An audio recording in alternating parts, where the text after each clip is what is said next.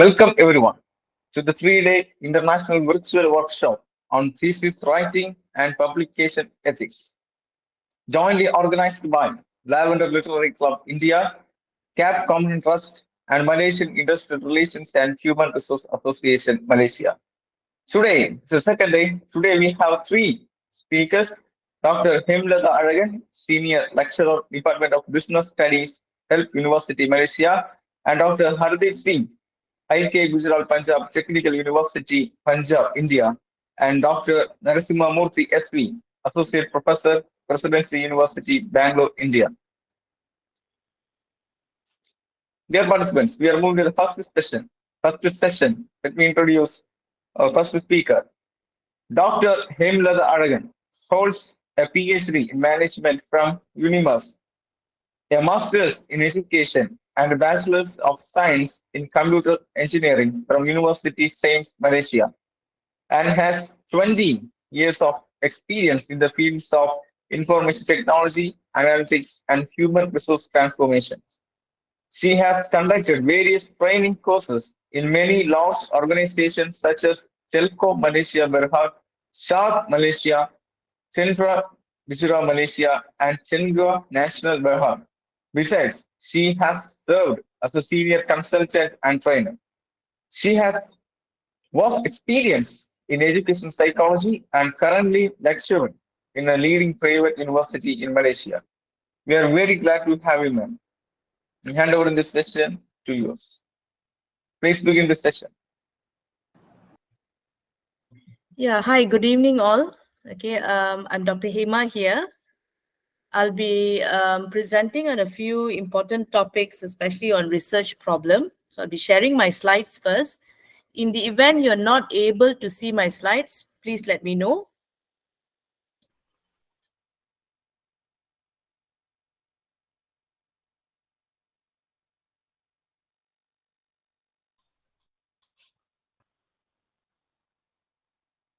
Are you able to see my slide? Yes, ma'am, we can see. Okay, Yes. Okay, thanks a lot. Okay. Now, this is one of the important topics, if you ask me, in research methodology, because we have seen students struggling in problem formulation. So I'm going to discuss on a very important topic, which is problem formulation.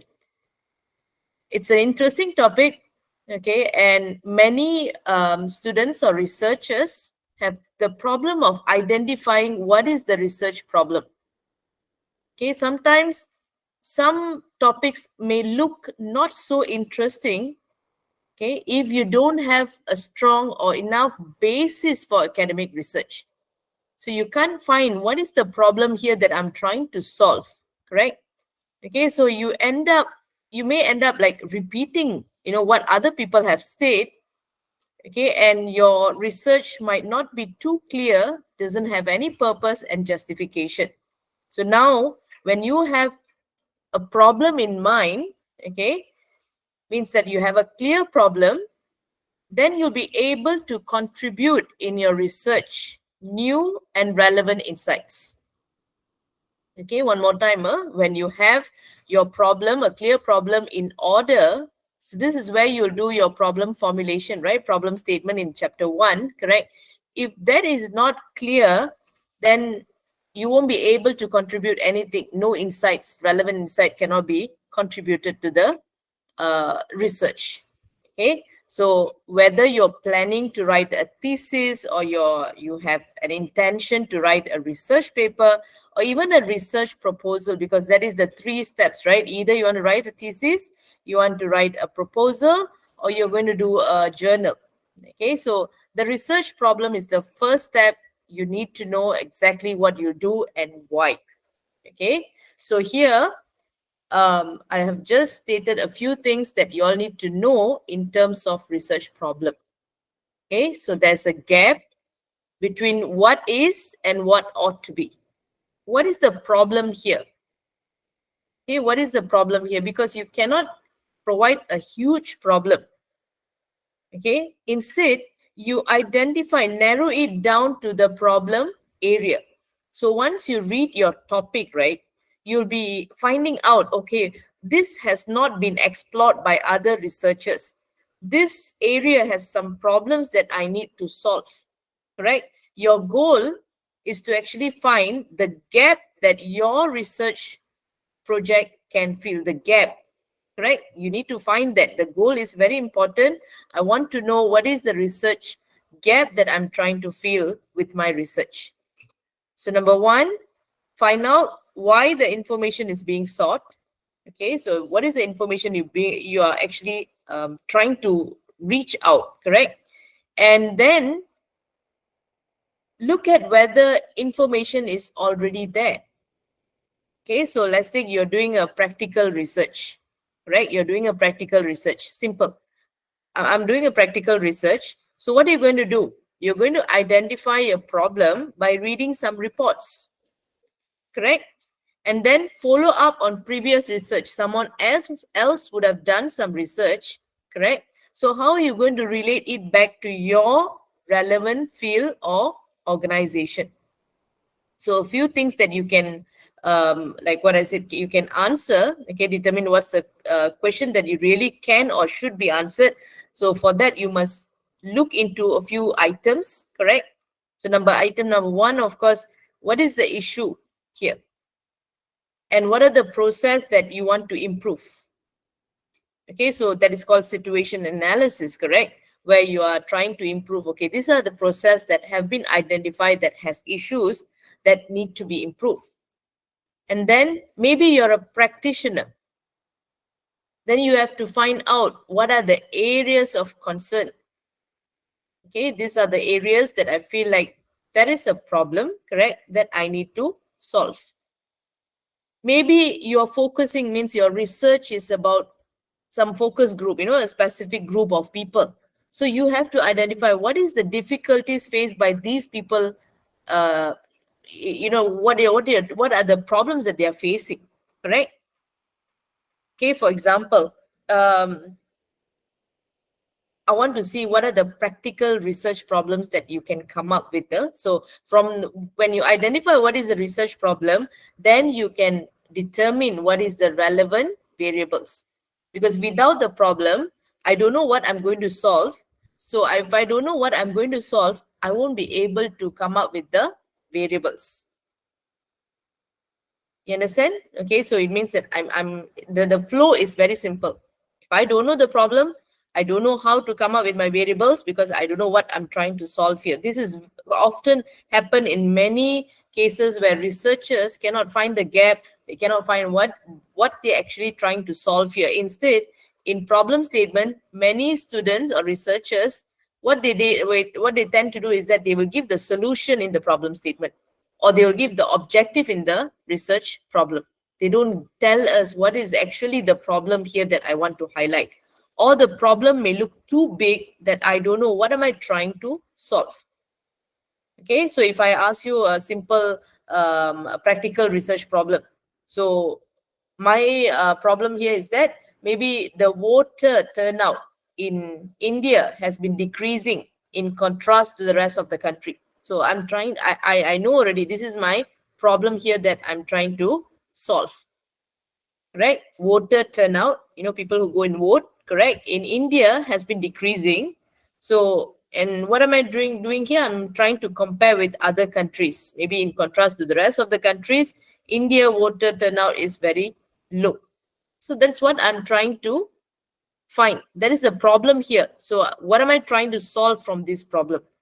Or maybe another practical problem that I can give you all, probably like HR department, okay, HR department of a chain of restaurants, correct, find that they have a high staff turnover rate. Is it a problem? Yes, that's a problem, correct? Where HR department have found out that this particular restaurants, a few restaurants, they feel like there is a high staff turnover rate. So I'm trying to solve that. You understand not? So you have to know what is the research problem that you're trying to solve. Okay, some of the studies, okay, some of the research I've seen, okay, for your information, let me just in between I tell you all what is my area of expertise. Okay, so I have been guiding PhD DBA students for about 10 years now. Okay, so in terms of research guidance, that I always tell the students is that very simple. What you're trying to solve here, or what is the problem that you've been identifying here? Is it a theoretical research problem, or is it a practical research problem? Practical means that what is happening in the organization, or what you can relatively see, right? Theoretical means that you're trying to find a gap there in the theory. Maybe there's a someone have done a theory before this, an existing research or theory, and you found that no, this theory has some problem, correct? Or maybe something contradicting between two or more perspectives, correct? Or maybe it can be about, this situation, this theory can be modified, correct? So that is what we call as theoretical research.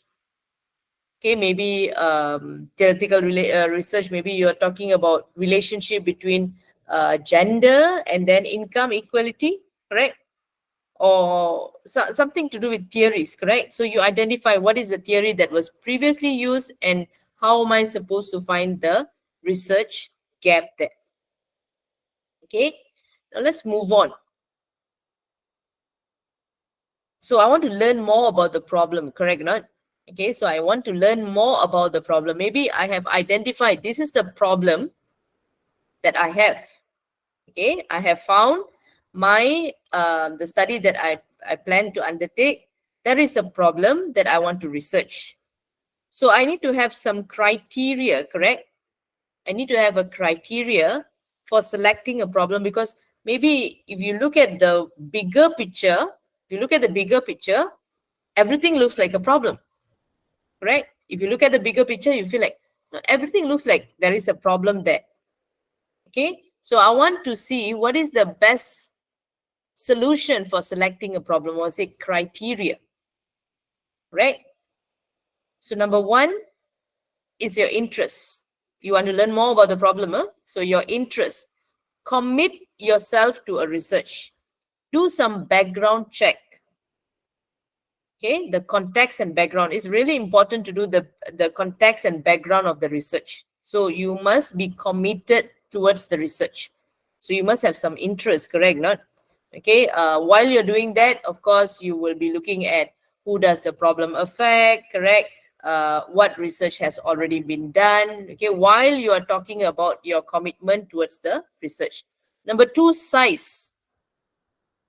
Like what I said just now, can the problem that you have identified, can you solve it or not? The size, is it manageable?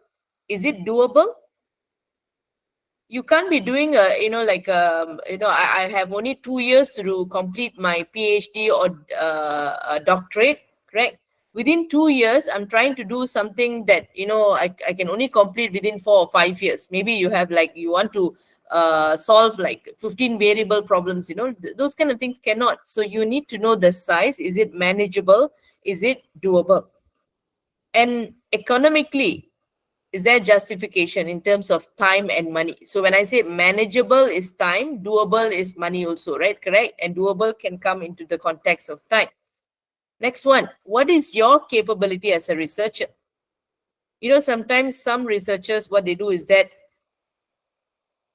something like, I don't have an MBBS, I don't have a medical degree, but I'm trying to solve a science or, medical related theories. So you need to know your capability. In what area do you actually fit into? Or what is your, what they call that, expertise, correct? And what is your limitation? Okay, what is your expertise and what is your limitation? What is your capabilities and what is your limitation? Next one, don't solve a problem that already been solved by others. Uniqueness. Don't duplicate. Something must be different, right?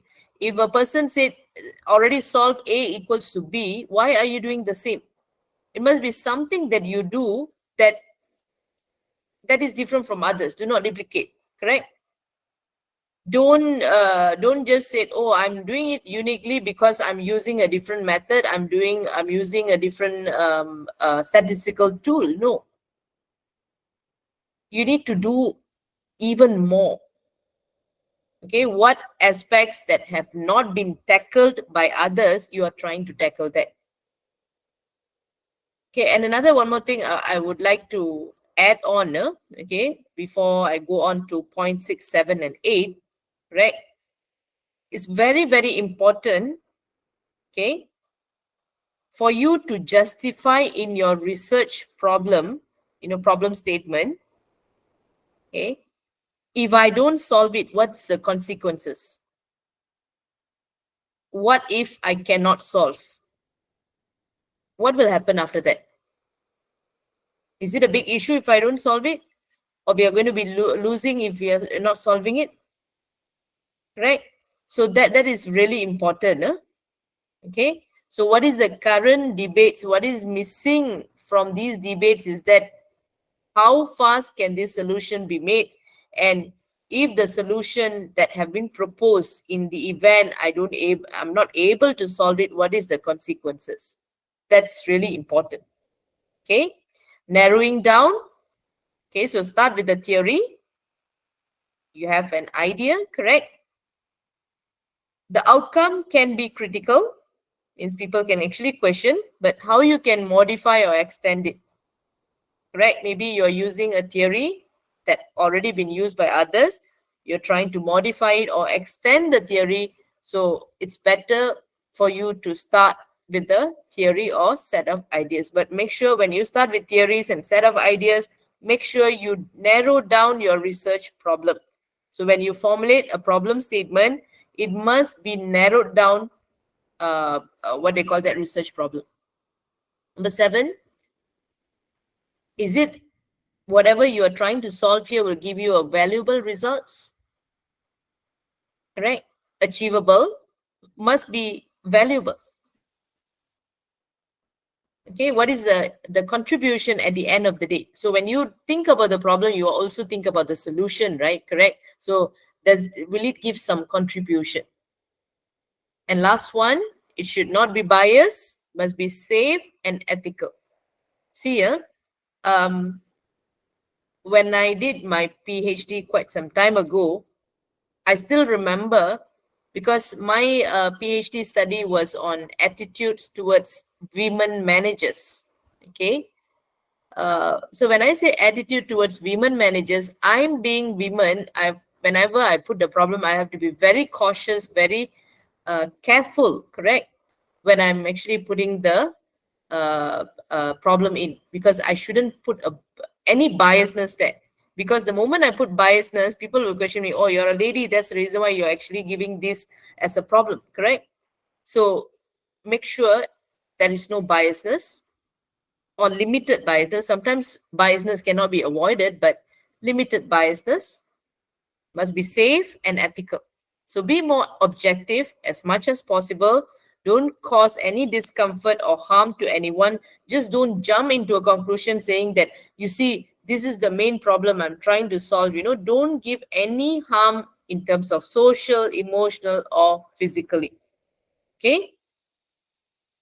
Next one. I think we have already discussed this, right? Correct. Must make sure you have to answer these questions. If I were you, I would actually take a picture of this slide, specifically this slide, because at least something like a checklist, right? You know what is a checklist, right? You put a box there, you answer this. These questions will tell you whether is this problem that you're trying to research, okay, or you're trying to solve, correct? Is it researchable? Remember when I told earlier about manageable and doable, correct? The same question here. So you can answer this by putting a checklist there. So number 1, has the problem been specified? Okay, what is the problem? Have you specified? Next one, is the problem agreeable to research? Can I actually, is this problem, like what I said, doable? Can it be researched? Can many people agree to it, or they feel like, no, this is not a problem at all? What are you trying to solve? Correct? Okay, because of course, when you go to the last stage of what they call that thesis writing, right? That's where supervisors, internal examiners, external examiners will come in and ask you, is it where's the problem, right? And then if they, you start explaining to them about the problem, they'll feel like, I don't see any problem here. So is the problem agreeable to research? Next one, is the problem too large? Like what I told earlier, right? Make sure the problem that you're trying to research is doable and measurable. Don't put too many problems, too large until how did the researcher solve this problem? Okay, and now is the availability of the data. This is another scenario where many researchers get stuck in. They have the problem, they try to solve it, but unfortunately they don't have the data for it, or collecting data will be very difficult. Or there's no, like, let's say you're using secondary data. In this case, secondary data means that maybe it can be from public domain statistics and so on. None is there. So you must check that when you want to. That's the thing. Problem statement is like a, like how to say, the main thing that you need to have in your mind at the back of your head for you to go on to the next stages. Next one, am I capable of solving the problem? You yourself as the researcher, are you capable? Will you be able to solve the problem? Because if you identify and at the end of the day you cannot solve, then what's the point of stating the problem, correct? Okay. Next one, research aim. You see, when I say problem statement here, you need to know, you have to also go back to your research aim or objective, right? Correct? What is your research? What you're trying to do with this research? It must align with your problem, correct? So number one, you need to clarify an existing theory. You need to clarify contradictory findings. You need to correct a faulty methodology. You need to correct the inadequate or unsuitable use of statistical techniques. You need to reconcile conflicting opinions. And last one, you need to solve existing practical problems. Now, if you have all these, okay, this is how they actually teach you, right? What my research aims to do, right? And when your research aim is clear, that's where you also be able to identify your gap, right? Because you have already formulated your problem, and what you're trying to solve from the problem is that you need to, like what I said, come up with a solution for it. So when you're coming up with a solution, problem A, solution A, problem B, solution B, means that it must be aligned. Okay. Now I'm going to just quickly go through. This is a very good approach that you can actually utilize or use for scientific approach, as they call it, for research process. Okay. So I state my problem already, which is problem formulation, correct? And from the problem, I do a background and literature study about the problem. That is where your literature review comes in, right? Which is your second chapter, right? And bear in mind, when I say problem formulation, I'm also looking at the research question and research objective already, because I found out what is the problem, right? Correct? And from there, I support it with the literature study. And then I form the hypothesis, your hypothesis development. And this is where you're actually collecting your data, right? And chapter 4 will be on testing the hypothesis by doing your analysis and findings. And last one, you derive conclusion. Now, this is a common or very simple step that every researcher must follow, right, in order for them to complete their research process. But why am I talking about these steps here? Because you see, without doing this problem formulation, or if you have done a wrong problem formulation, your step 2, 3, 4, and 5 automatically will be like meaningless. okay, because it's not aligned together. In fact, today morning in my university, we had a research seminar. We had about 12 presenters who did they call it a research seminar in my university. Is actually a very simple first three chapters presentation before they go to their viva, and then their proposal defense and viva. What we found out during this seminar was, again, students were not able to come up with, or they were not able to see the problem there. When we asked them, what is the problem that you're trying to solve?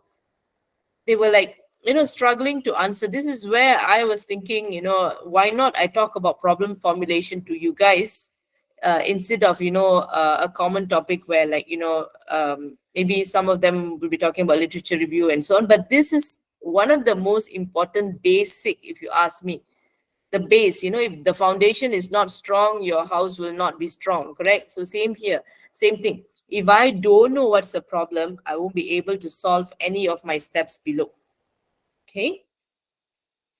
I will leave the Q&A, question and answer, after the session. Maybe we can have like 5 minutes. So I'll try to, I'm given about 40 minutes. So I'll try to complete it within 40 minutes. Okay. And then we'll have a Q&A session. Okay. Okay. Now, I don't know what is your background, okay, means what is the purpose of joining this workshop? Some of y'all might be those who are actually doing your thesis, correct? It can be MBA thesis, a master's thesis, or can be a doctoral thesis, correct? Okay. It can be also those who join to come up with the journal or publication, correct? Whatever it is, okay, there are some steps that you can actually put in. Okay, people say that, how do you select a problem? Or sometimes we feel like, how do you actually identify there is a problem? Okay, so you can start with personal practical experience. Okay, means that many people have actually put in their practical experience. Again, when you do a thesis, there can be two types of thesis based on theories and thesis based on practical approach, correct? I'm trying to solve, based on my experience, I'm trying to solve some problem in my organization, for example. So that is first step. Okay, so you can either select a problem based on your personal practical experience. Maybe there is a problem that have been identified. Maybe you're reading a lot of literatures, correct? A lot of articles, correct? And you found that there is a problem, means that you have identified through previous or prior work on a subject. Okay, maybe you feel like, I think that there is a big question mark or a lot of issues here that have been faced, and it has been already discussed by various or many researchers, correct? Third one is own curiosity or own great mind. Okay, sometimes you feel like, I think there is a problem. You're actually using some of your senses, for example. Okay, again, this also can lead to personal practical experience. So you want to find out, is there a problem? Your own curiosity means that I feel like there is a problem. Okay, maybe you have been in that field. Okay, you're an expert in the field, correct?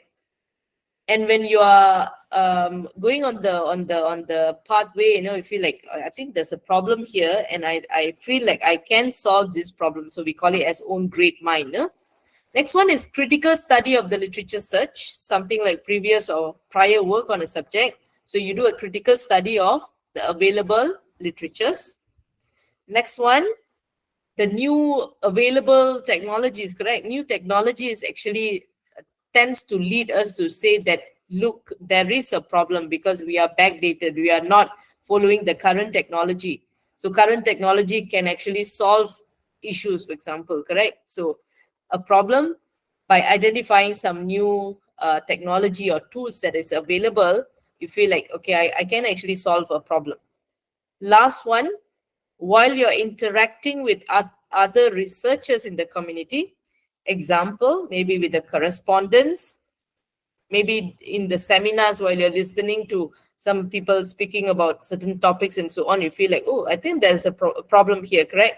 Conferences and colloquiums.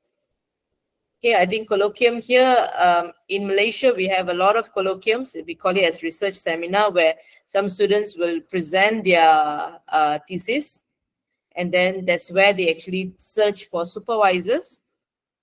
That's where they also get the first hand of what they call that feedback, okay, for them to move forward. Okay, so this is one of the important criteria where we call it as what is the methods or how do you actually select a problem. Now, this is something that I think you can actually use. Okay, writing research question comes from the research problem. Okay, input the ideas and problems. You have stated what is the problem. From the problem statement, you derive your research question. Means that you bring out the research question from the problem statement. I found the problem ready. So based on the problem, I'm trying to come up with my solution. And of course, you cannot immediately give a solution because you have not done your research, correct? That's where your research question comes in, your research objective comes in, and your hypothesis will come in, correct? That's where the next flow follows. Okay, so again, one more time, you have a general background, you have identified what's the problem, then you're going to analyze in depth what is the actual problem, because I told you, right, problem can be very large, but which area are you going to focus? So narrow that down. And based on the problem that you have identified, after narrowing down, you will come up with the research question. Okay, like what I said, research question derived from the problem statement. Another point that I need to put here is that many students, also another mistake that they do is that they will talk about problem. Okay, let's take banana. Okay, the fruit banana, right? Right. But the research question will be apple. And the final conclusion will be orange. You understand? Not means that it is not actually aligned. Okay, research problem, they have identified some problem. Question is something else. Finding is something else. Okay, this is also another problem that we have seen among researchers and learners. Okay, will the result be significant? Questions you need to put in your mind also. Will the results be significant means that you have identified your problem. I want to know, will the result be significant? So a few checklists here. Will the result advance knowledge? Will bring you to the next level means that there will be a contribution, knowledge contribution. Will the research have some value? I don't want to do something that have been done by others. If a person did A, I want to do AB. Or I want to do ABC, correct? I want to find where's the value in my research. And will the results be of interest to others? See, this is also another important thing, right? Correct? You do a research not for your satisfaction, not to get a degree at the end of the day. I mean, you get a degree at the hand, or to get a doctorate in front of your name. But you want to know what is the contribution towards the field. So let's say you are doing a research in science field. What is the contribution to the science field? Can it actually bring out some interest to others? Others want to read your thesis. Others want to research more in depth from your research. So what is the contribution here?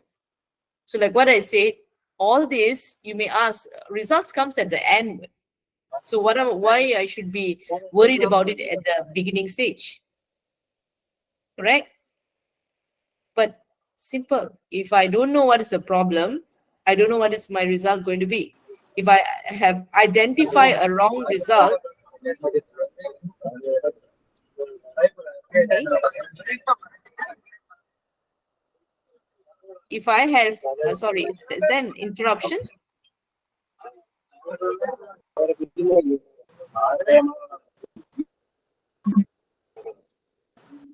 Okay, I think that's interruption.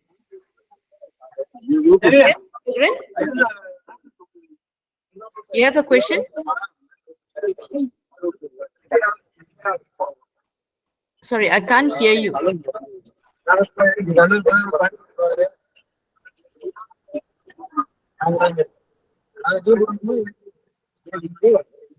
I can't hear you. Sorry.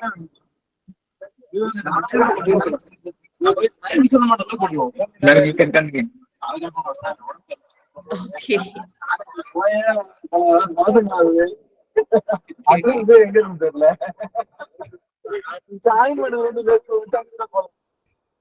Sorry, I thought there was a question. Okay, so you need to know at the end of the day, will there be interest to others? You know, like what is the contribution to others? A few more slides. I'll go very quickly. To state the problem, so it takes two forms. First one, problem statement, remember?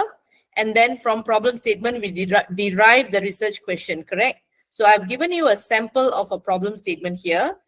This study is designed to measure the effect of the introduction of information security awareness course has on the computer science student. Okay, so this is where I've identified the problem here. Okay, what is the effect of introduction of IS onto the computer science students? So research question can be, what effect has the introduction of IS security awareness course had on the perception of the computer science students? So if I have not known what is the problem here, I would not be able to answer I'll come up with my research question. Even in fact here, problem statement, it is like giving me the final, but I don't know what is the problem before that, correct? What was the problem that actually initiated the researcher to measure the effect of introduction of information security awareness? There must be some problem there, right? What was the problem there? Right? I want to identify that. Then only I come up with my research question. This is problem statement. Okay. But formulation of the problem. What was the problem here? What was the problem? Maybe in Malaysia, I feel like our computer science students need to have introduction of information security awareness course. Maybe due to something that have happened, or maybe in Malaysia we have a lot of issues of data security, data protection acts that have not been developed yet. A lot of issues here. Maybe that could be one of the reasons that this problem statement was what they call that utilized, and then after that, from there they actually take up the research question. Okay. Guidelines on problem presentation. How do you actually write your problem statement, correct? First one, write an opening sentence. The sentence must really stimulate the interest, must make sure that, you know, you don't actually give a very broad readership. Okay, readership means that too many things that I want to tell. No, I want to make sure that the readers are able to understand and they have the interest to actually further read your research problem. Because sometimes when they read the first line itself, they say, okay, I think I'm not interested in this topic. So you must write an opening sentence that stimulates the interest, must have convey an issue, correct? And then specify the problem or issue leading to the study. Don't talk about 20 or 30 years ago's problem and then come and say that I'm trying to solve it. It must be also reasonable, right? Relevant or related, reason time, what is the issue that is happening, right? Indicate why the problem is so important. Sometimes you tell this is the problem, but I want to know whether is it so important that I need to solve it. Focus the problem statement on key concept that being tested or explored. Okay, so means that again, be more relevant rather than, you know, going around the bush and I don't know what's the story, correct? Rather you focus on the key elements. Okay, and make sure, remember when you're writing, the write-up must be really good, right? To impress people. So refrain from using quotes in the lead sentence, means that, you know, like what I mentioned earlier, no more biasness, nothing, you know, don't tell anything that shows that you don't have any social empathy or or is anything to do with, like I'm trying to show that I'm really hurt because of this problem. No, you should be a researcher. You should know that even if it is coming from your experience or your senses say that there is a problem, you must refrain from using quotes in the lead sentence. Consider numeric information for impact means that 80% of people have said that, like more like statistics show that there is a critical problem here that you need to solve. So sometimes people use numeric information like statistics. Okay, maybe like you said that it shows that there's only 10% of women representation in Japan. So I'll say, oh, only 10%. I thought Japan is so good in technology. Japan is very well versed with the industry and so on. But unfortunately, the number really is quite scary, right? Because if I tell you the truth, it's actually 10 to 11% only what they call that, women leaders on the board in Japan. Okay, so that will trigger and say, oh yeah, so there is actually a problem, correct? And then you want to make it impactful, like what I told just now, don't go around the bush, cut it short, consider short sentences for more impact. Okay, sometimes you read up, many times you'll feel like, what is actually the problem? What is the researcher trying to tell, correct? Okay, now I'm giving you the last slide here. This is the end of problem formulation the researcher should have. Okay, number one, you have done enough background information in the field of study. You have done good literature, and you will be able to give, like what I said earlier, right? Theoretical and practical contribution. And it must be able to develop testable hypothesis. Okay, so if you're having all this enough background of the information, you have good literature, you have theoretical and practical contribution, you have developed research question, and from there you have derived hypotheses which are testable, correct? That will actually say that I've actually formulated a good problem here. Okay, end of a problem formulation. I've done a successful job in telling that there is a problem. Okay, now I've actually ended my session presentation. Now I'll open the floor for questions. Any questions from the floor? Dear participants, if you have any questions, you can ask. No questions? Hello, madam. Yes. Hello, Mr. Good Kishan. evening. Madam, Good evening. thank you. Yeah, good evening, madam. Madam, I am a research student, and now I am going to pursue my thesis. But my problem is, I have completed MA in English literature, whereas I would like to do my thesis in teaching of English, ELT, English language teaching. So, Okay. can I pursue my thesis in this subject, madam? That is up to the researcher, correct? I mean, like always, you see, I will give a credit to you if you go out of your topic. I have done IT. Okay, my first what they call that degree was computer science software engineering, and my PhD thesis was in HR. Can you see the Okay. difference? Yeah, so it's always Your in PhD, sorry, your PhD thesis was in HRM, human resource management. human resource management. Okay, okay. Yes, exactly. Okay. So it has So- nothing to do in which subject you have completed your MA. Sorry? So that is there no any relation whether you complete your MA in English and you can do your thesis in some other subject? But university to university, I think they compel us to complete your thesis in the same subject like this. I have heard, madam, just. Oh, okay. But in Malaysia, we don't have that restriction because researchers have all the rights to do what is their interest, you know. Sometimes when you go and work, right, while you're working, Kishan, are you working? Yeah, madam. I am a teacher, madam. Okay, so in your working life, right, means like around you, surrounding you, you'll be seeing a lot of issues or problems, right? So Yeah. maybe you can even study on that context. Okay. Okay, does not means that educational background is alone is enough, but what is Yeah. happening around you is also something that you can study, correct? Yeah. Yeah. Okay, Yes. so I Okay. hope Okay. I've answered your question, Kishan. Thank you.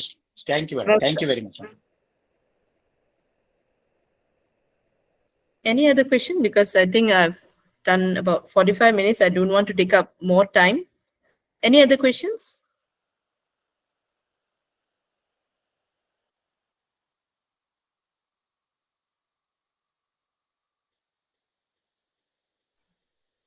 Yes, Dear Anjali. participants, if we have any questions, you can.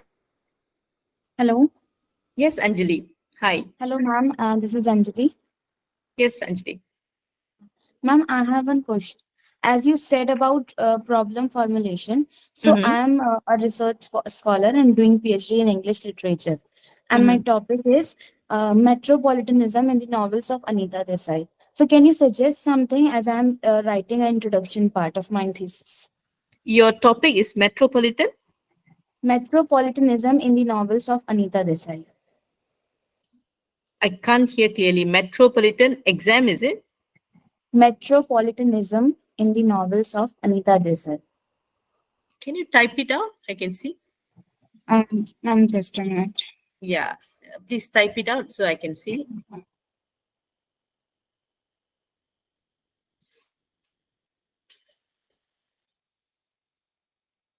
Mr. Gino, can the student type out the question, the thesis title, because I cannot hear clearly? Um, Okay. Ma'am, should I say it again as you listen? Yeah. Metropolitan, I Um, heard. The second word, Metropolitan in the novels of Anita Desai. in the novel of Anita. Anita Desai. What is Anita Desai? Sorry. Anita Desai is a writer, Writer. ma'am.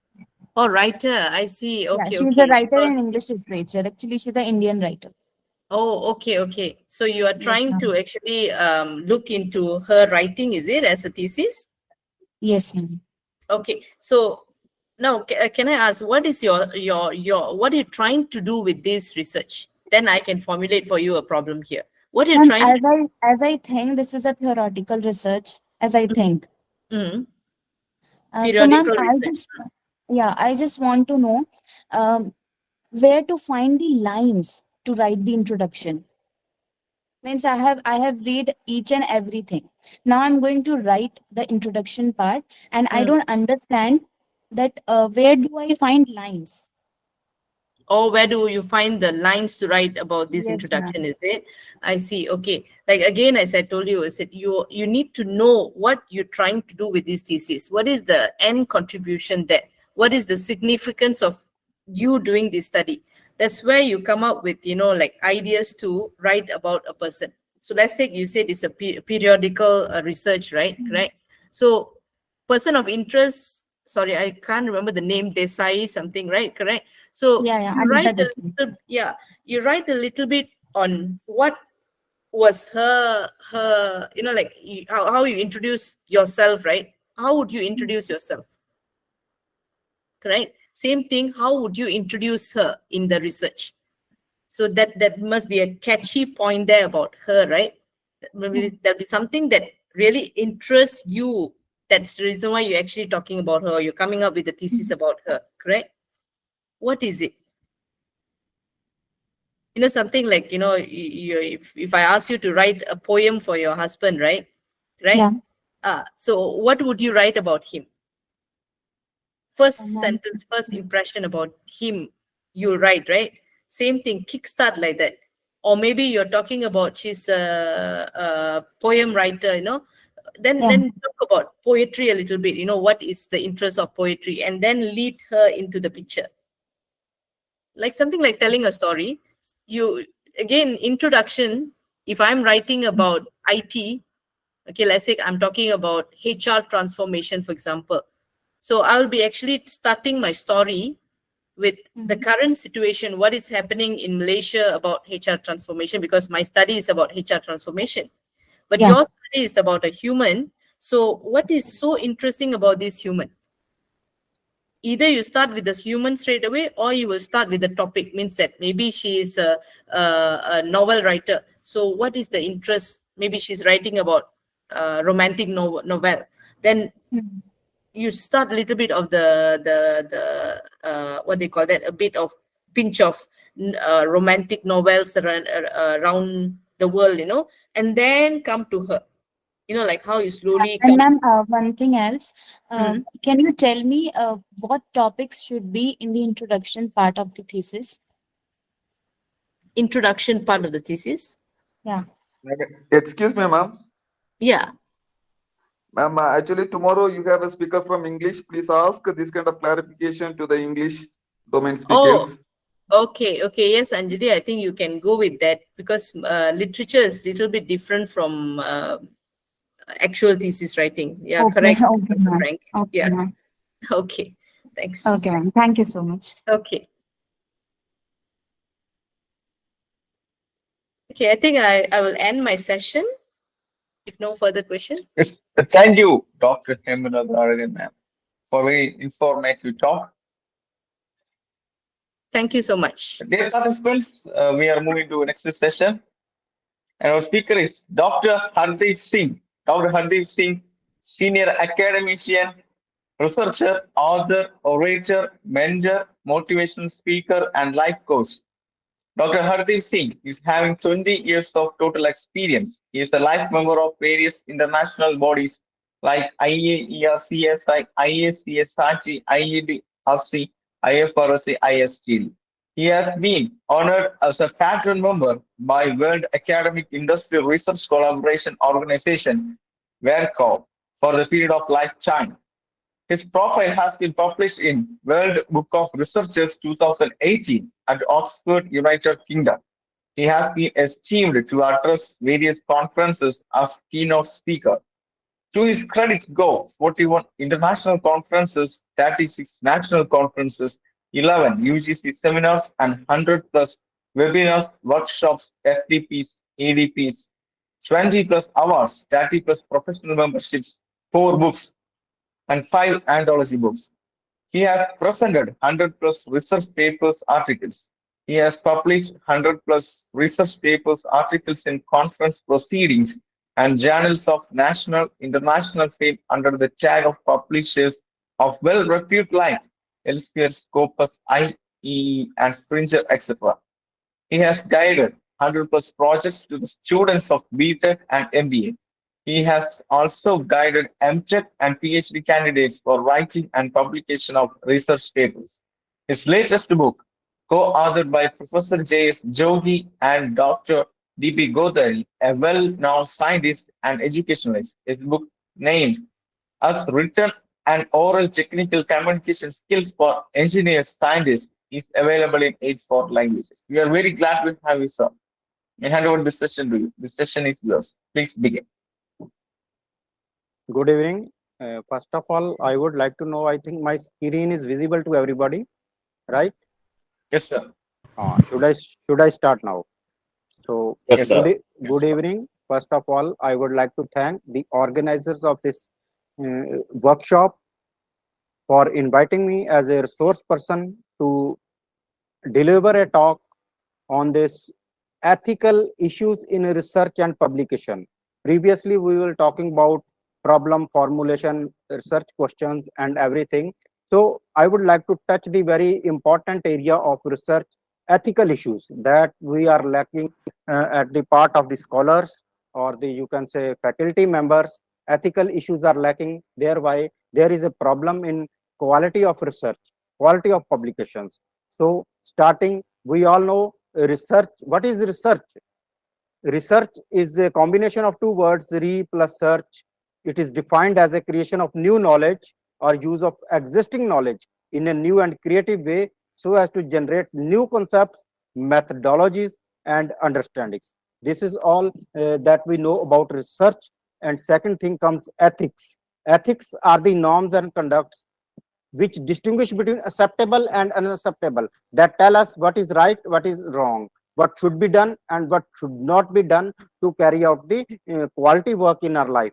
Ethics are the principles and guidelines that help us to uphold things that we value. Now, coming to the point, research ethics. Research ethics involve the application of fundamental ethical principles to a variety of topics involving scientific research. Research ethics educates and monitors a scientist or a research scholar conducting a research to ensure a high ethical standard. So, coming to the point, what is the importance of research ethics? Why we are talking about research ethics? Why can't we do research without research ethics? Research ethics are required as a respect and cause no harm to the participants, to the colleagues, to the fellow researchers. Research ethics are as a sign of respect. It is a professional requirement. It is a requirement to obtain funding. Like there are many organizations, many funding agencies like UGC, AICT, DST, and many other government and non-government NGOs that are giving funding to the research projects. So the main requirement is that you should have applied the research ethics in that research proposal or research project for which you are looking for a grant, you are looking for funding. So the peer review committee or the expert committee that only looks that the research that you are doing, the research ethics should have been followed. And taking into the view, taking into the point the research ethics you have used, the work you have done, the proposal you have prepared, the funding is given. And if you fail to implement the research ethics in your research proposal, that agency, that you can say organization that refuses the funding, that rejects the proposal, it fails to conduct and it is being dismissed or rejected by the research community or the research organization that is giving the funding. So next coming, basic principles of research ethics. What are the basic principles of research ethics? First thing is honesty. We all study this thing from our childhood that honesty is the best policy. This thing also plays a very important role while writing a research thesis, while writing a research proposal, or while writing a research paper. You should be honest to the research work that you are doing. And then objectivity. There should be objectives of your research also. Without the objectives of research, your research is of no use. And please keep in mind that only that research is, you can say, valuable, knowledgeable when you are giving a solution to the existing problem in this society. Third point comes, first basic principle comes integrity. There should be integrity. Integrity means being honest when nobody is seeing you. You should be honest by heart. That is called integrity. Then carefulness. You should do every research work. You can say research formulation, question formulation, collecting the data, and you can say analyzing the data, data analysis, applying the statistical tool. Everything should be done carefully and honestly. And then comes openness. There should be openness, transparency in your research. You should make everything clear and transparent to the audience, to the, you can say, who are studying your paper, who are looking for the solution of a problem in the society. Then respect for intellectual property. The researcher should give respect to the intellectual property also, and the research done by the other, you can say, researchers or authors also. Then there should be confidentiality. Confidentiality means like we are going to collect data, or we are interacting with some learned persons and we are talking about our research work. There may be some confidential, you can say, things, yeah, confidential matter at his workplace. We should keep them confidential. We should not discuss that, you can say, unusual, or you can say that are of no use things with the other people. Then respect for the colleagues, I have already talked. Research for the colleagues, research for the respect for the research scholars, or research for your peers. And no discrimination. There should be no discrimination. And last is social responsibility. That is very much important, that while doing research, you should take care of the social responsibility, that there should be no harm to nature, to harm to any animals, like you are working on you can say animals, you are doing some experiments on the animals, you should not be cruel for them, and then should be socially responsible for the environment as well as nature. Then very important point comes in this research paper writing or research thesis writing, that is authorship. That is again an ethical issue that should be taken care of. Research evolves from collaborations and assistance between experts and colleagues. Authorship is the process of deciding about who names a research paper belongs. Actually, author is the person who does research, who is doing the research, and who is writing that research paper, writing the results, findings, everything. That person is called a author. Authorship is reserved for persons who receive primary credit and hold primary responsibility for a published work. The only that person who has done that real research and is the real contributor, he is the real author. Then coming that there are many problems come in the part of authorship. First is guest authorship. Who is guest author? Guest author hasn't contributed to the research or writing. His or her credentials can increase the credibility of published work. Guest authorship happens when influential individuals lend their name to study to boost its credibility. However, these people weren't involved in the actual research. That guest as author is the person who hasn't done any work, any real research, any you can say findings, any you can say data analysis or survey work, nothing he has done, but he has come into your thesis or into your research paper as a guest to get credibility to his name. The most common unethical practice to induce the name of PhD advisor or co-advisor or department head as an author, author who has done nothing. That is an example of guest author. So we should avoid guest authorship in the you can say research paper or in the research thesis, because only the person who has done a real research, his name should be added. Then comes gift authorship. In this practice, an author is added to a paper when they have not actually made a contribution to the work, perhaps to reward a collaborator, return a paper, or some other gain. The most common unethical practice is to induce the name of your HOD, your you can say your senior colleague or your friend, to just give him a gift of an author. But it is not it is an unethical practice, and we should not practice this practice. And only the person who has done real research, only his name should be added. We should not practice gift authorship. Then comes ghost authorship. Ghost, we all know who is ghost. Ghost we cannot see, but there is an assumption that something is there, that is called ghost. So ghost authorship occurs when someone that participated actively in the research is not disclosed in the author's byline or acknowledgement section. This person can be a research unrelated professional that helped the main author to draft and edit the manuscript. I hope you got the point that ghost author is the real person who has worked on the you can say your research thesis, your research paper, who has drafted your research paper, who has drafted questions for this and everything. It may be that you have paid that person and he has not put his name in the research paper, and you are showing your own name, but that ghost who has really worked, his name is not mentioned anywhere. This is again an unethical practice. If you are becoming the main author of the research paper, of the research thesis, you should be main contributor in that research.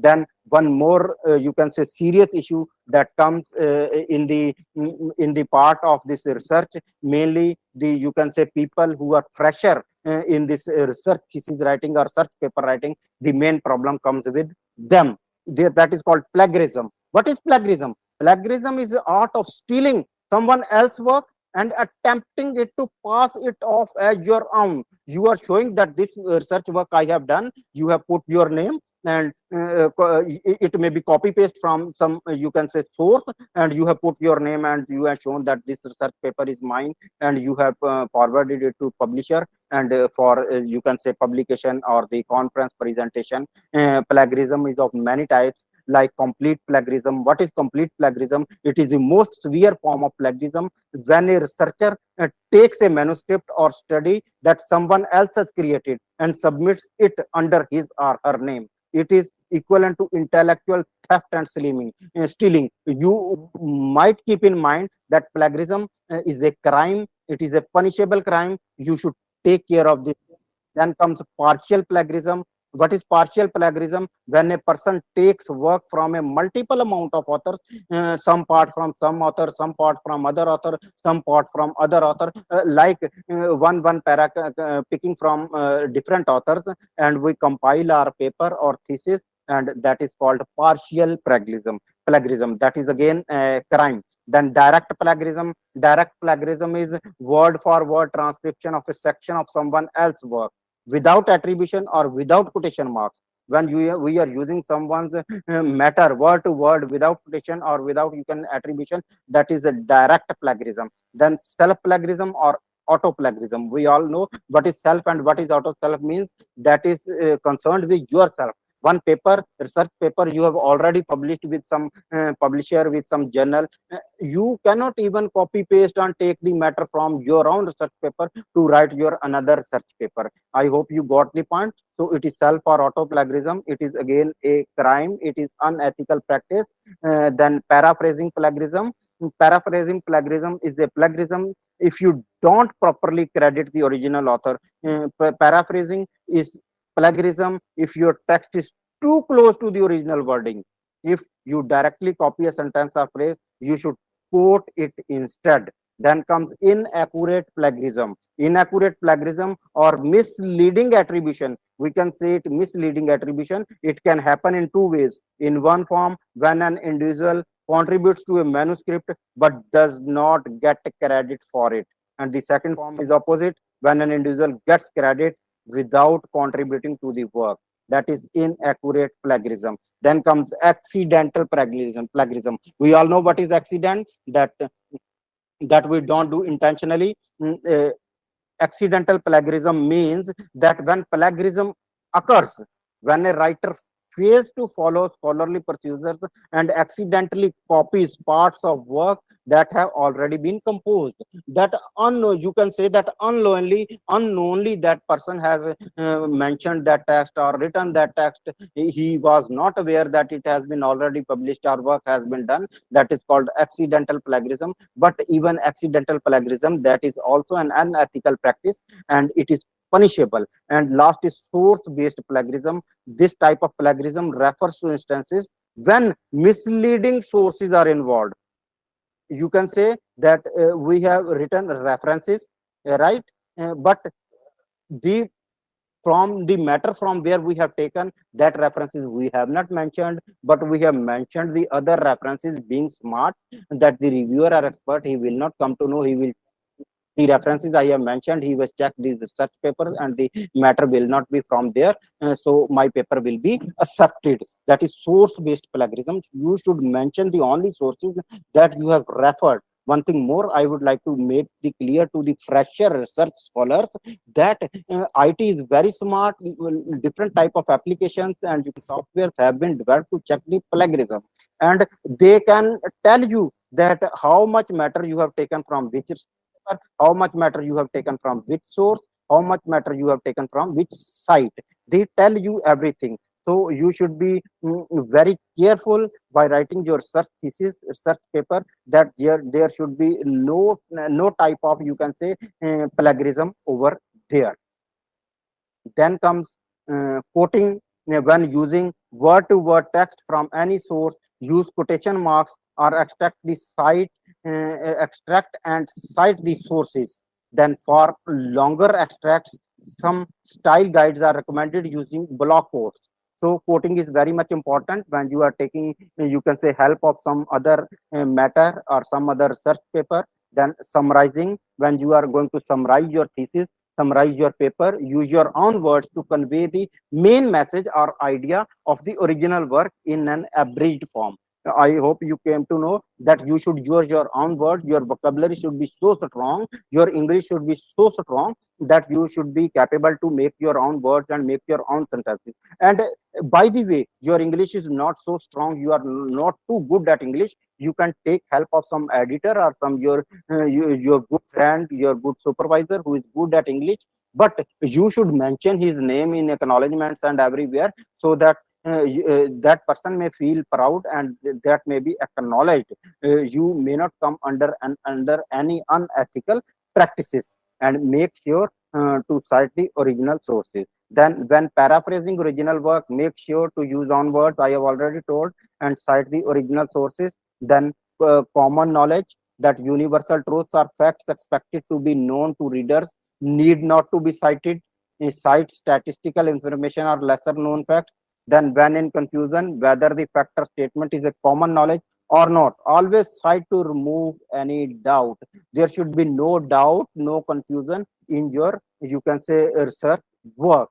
Then your research work, that should be producible. Research producibility should be there. Although reproducibility is promoted in science, researchers are not keen to replicate or read published results. Moreover, published work is expected to be reproducible, but it is really tested on those grounds laterwards.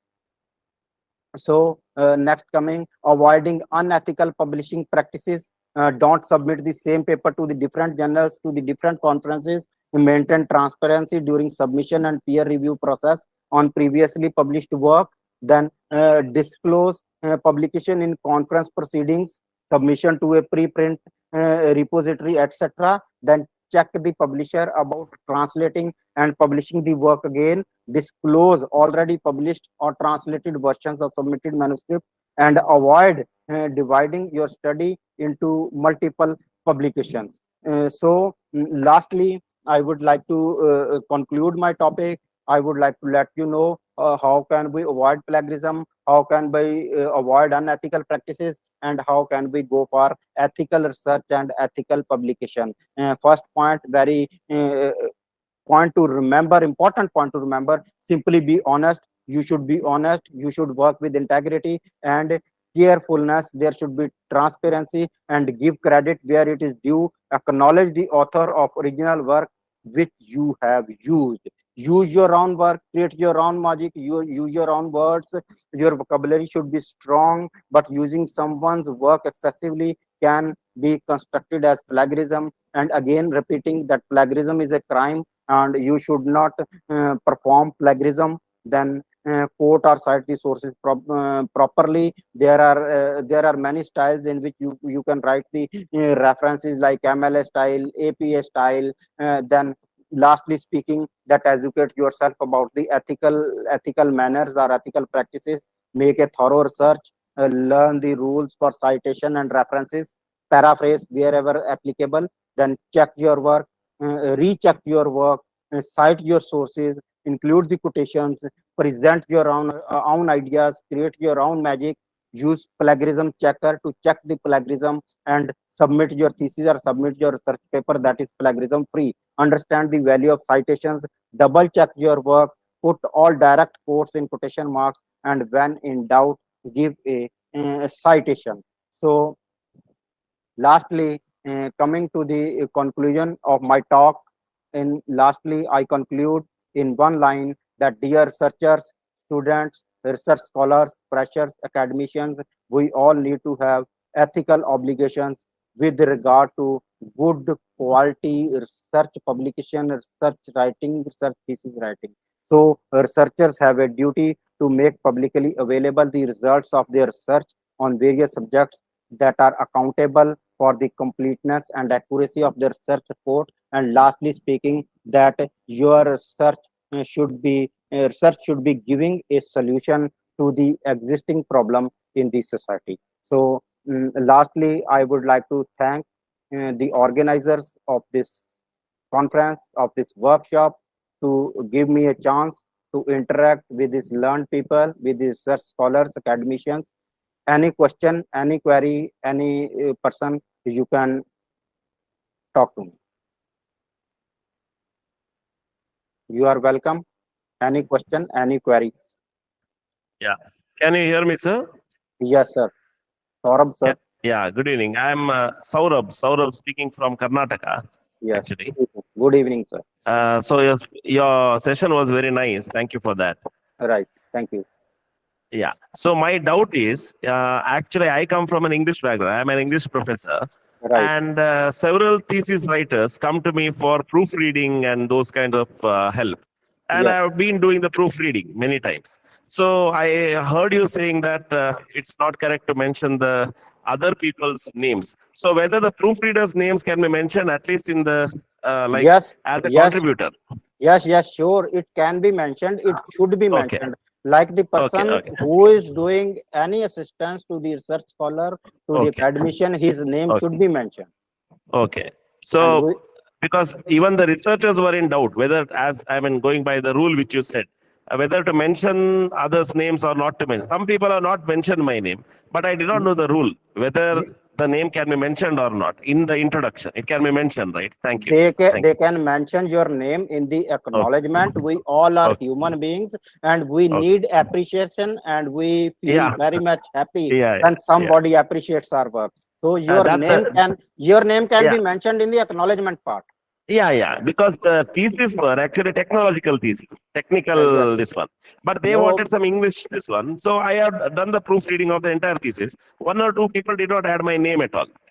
Like I feel, as you said, I feel happy when I read it in the acknowledgement. yes, But yes. No matter, that's they can write. There is okay. they can write, and there is no objection on this part. Okay, thank you very much. Thanks. Right. Any more query?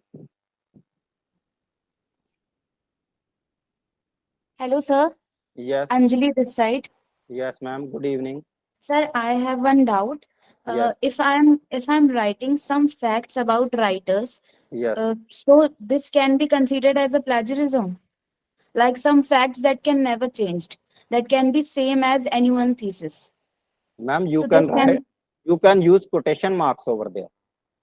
so like life history of writer. How can Yes. I use quotation mark for the life history of writer? Life history can Ma'am, be same for everyone. you can use your own words to rewrite that thing. We have heard the life history of Guru Nanak Dev Ji. Everybody writes, but the wording can be changed. You got my point. Your vocabulary should be strong. Yes, sir. Your And sir, vocabulary should one be thing strong. else, Like his if, father's name, mother's name, date of birth, that will yeah, remain same. But I think you got my point that there should be no word to word. Like it should not look like that you have copied that matter. okay. So sentence should be changed with the synonyms. Yes. Okay, sir. Okay, thank you, sir.